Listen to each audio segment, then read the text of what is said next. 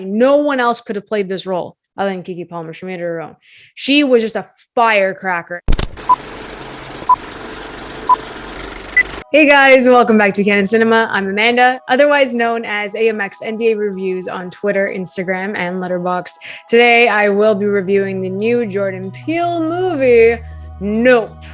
And I gotta say, first and foremost, that my screening was lit.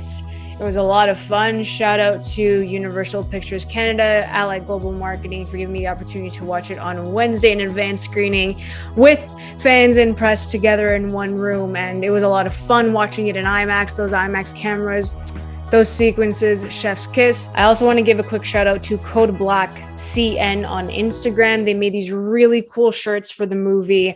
I'm really happy I was able to snag one. It was really awesome that they even did this, and they partnered with them with Universal as well. So it was really awesome. So getting into Nope and this review, I really enjoyed it. I thought it was a lot of fun. It was very different than what Peele has done before, but that's the beauty of an evolving filmmaker. You can dabble into different things, different outlets, different genres, and kind of explore different ways to reinvent it a bit in his own, Jordan Peele way. And I felt like he did that. He really dipped into sci-fi, and I appreciated it. I mean, for a film to be shot on in one location, out in the open with this one house, and still have that anticipation and build that tension in very minimal ways. I thought that was really interesting. Now, I don't do spoilers. You guys know I don't do spoilers.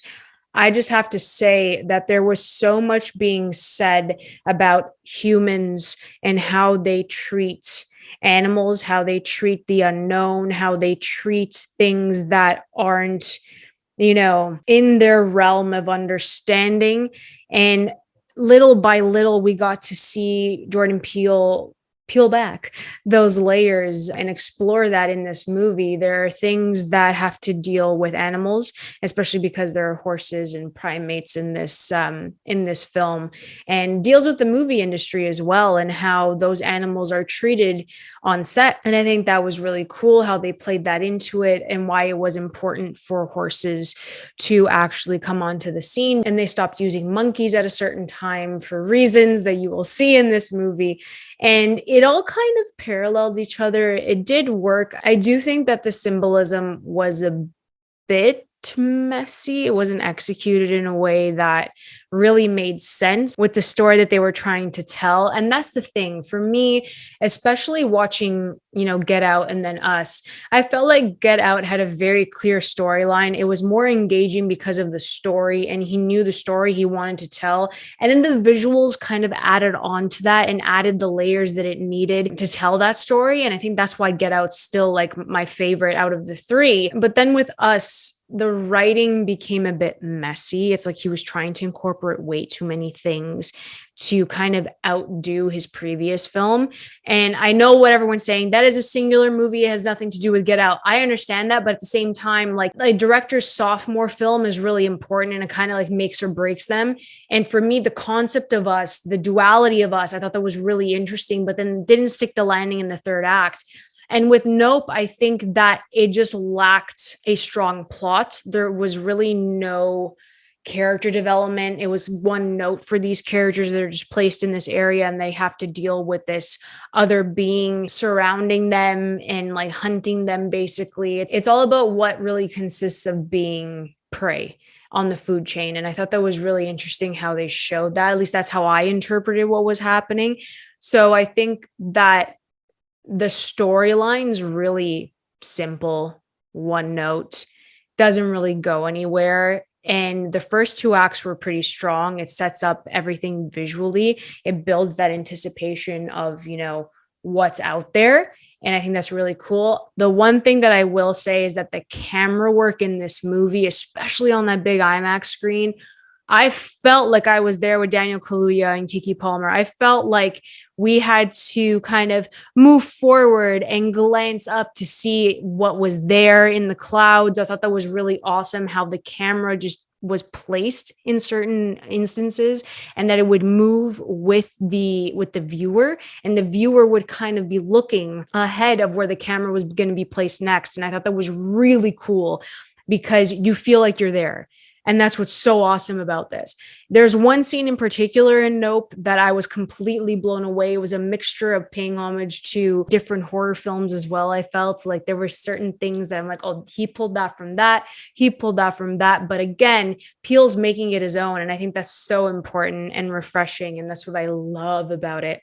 Also, with the actual villain of this movie, I really enjoyed that he brought a different connection to it. It's so hard to not talk about it without spoiling, but I really love that he combined themes, he combined ideas that have been embedded as, you know, conventions in horror films and the sci-fi genre.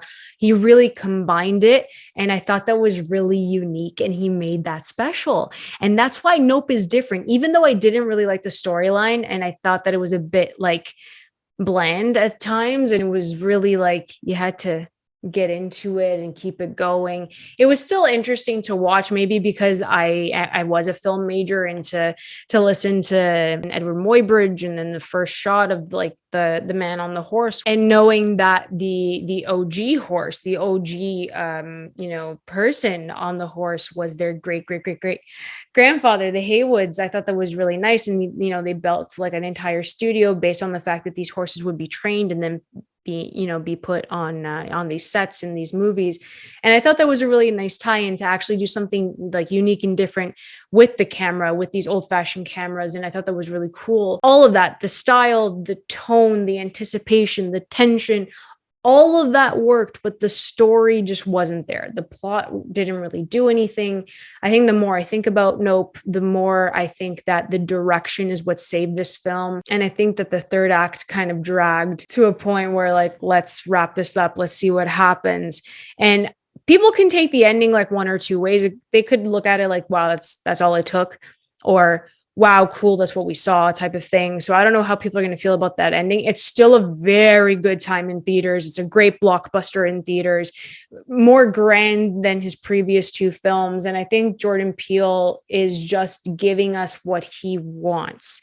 He wants to make these films. He wants to bring these stories to us. Whether they're good or bad, or we enjoyed or whatever, we can still look at Jordan Peele's filmography and say, damn, that stuff was different. And he's giving us originality, which is always important in this kind of climate. So for Jordan Peele to make a name for himself and have that present in all three of his films, and people can just appreciate the goodness of it. They can appreciate that there are some horror elements, that it's really thrilling.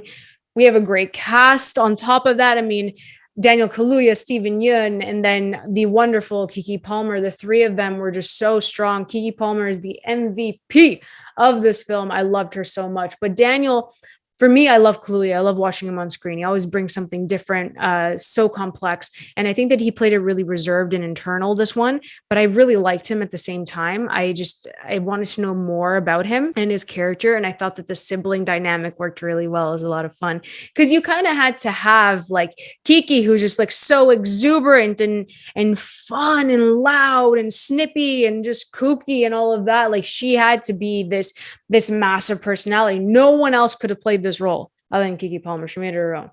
She was just a firecracker. And then you had to have someone compliment her. And you had Daniel Kaluuya, who plays like this older brother, and he's just looking at her like, can you calm down, sis? Like, really, let's tone it down. But you can't tone down Keke Palmer. You can't tone her down. Let her strut her stuff. And she did. She was fantastic. But you had to have that kind of duel, or else, like, if they're both high energy, you ain't gonna really get much, right? You're not gonna get much. But Steven Yeun was also really strong. I didn't expect him to have like that much screen time, but like I thought it would be a little bit more, fortunately. But he was really good, especially his backstory was really fascinating. The entire backstory with Steven Yeun, I thought was really interesting, and that's where it's another scene with his backstory that was just so intriguing. Again, the placement of the camera is just the most amazing ride in this movie. And you kind of forget anything else is happening because Peele is making you look at certain things. And you as an audience member, you're picking up on it before anything connects within the story. And I think that the visuals is just very important and adds to the story, but only if the story was a bit more engaging. That's the only thing. It felt kind of generic and that the camera work was doing all of the talking. So for me, I still think, as I said before, Get Out has the strongest writing, and then his direction has gotten even more fantastic as his movies have gone on. And I think direction wise, Nope is my favorite.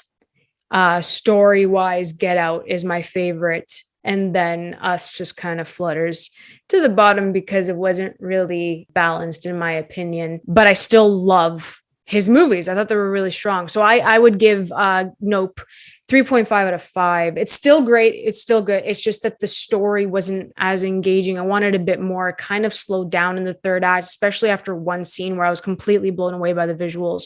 What they do with the monster in this, with the villain in this, I really enjoyed. It was a nice little touch combining two different things. So I liked it. I really did like it. It's a good time in theaters. Go watch it in IMAX. I really do think people are going to flock to this because Jordan Peele has a name now. And no matter what this guy does, whether you like it or you don't, you can appreciate his originality. And that is what's so important in Hollywood right now. So please go out, support Jordan Peele, support Keke Palmer, Daniel Kaluuya, Steven Yeun. Go out and watch a Nope movie. And let me know what you guys think of it. Let me know if you guys enjoy it. Let me know how you like Get Out, how you like Us, what's your like 1, 2, what's your favorite right now. And yeah, come back to me after you watch Nope movie. I want to know. You can always follow me over at AMX NDA Reviews on Twitter, Instagram, and Letterboxd. Drop a line. I want to talk about Nope movie, how you guys feel about it. So if you guys enjoyed this video, please like and subscribe. I'll catch you guys next time. Keep watching movies.